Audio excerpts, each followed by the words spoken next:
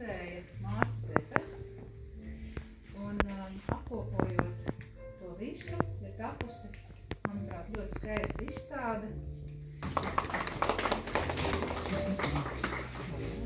Viņi mīl klasisko deju tikpat stipri kā Mārcis, kā es, lai viņi seko līdz šim notikumam, un es gribētu šim festivālam novēlēt ilgu laiku šai Tukuma pilsētā. Paldies!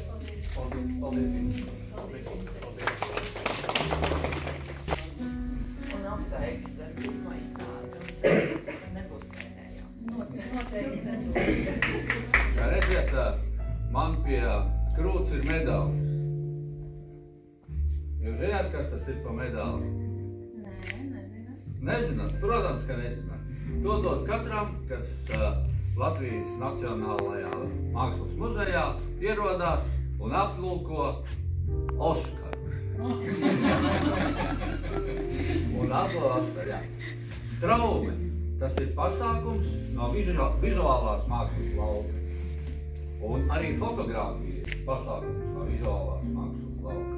Tas ļoti priecē, ka, teiksim, kaut kas šajā laukā ir ieguvis pasaules atzīmi. Un tu esi izstādījies īstā laikā, kad visi pievēršās. Man prieks būt šeit.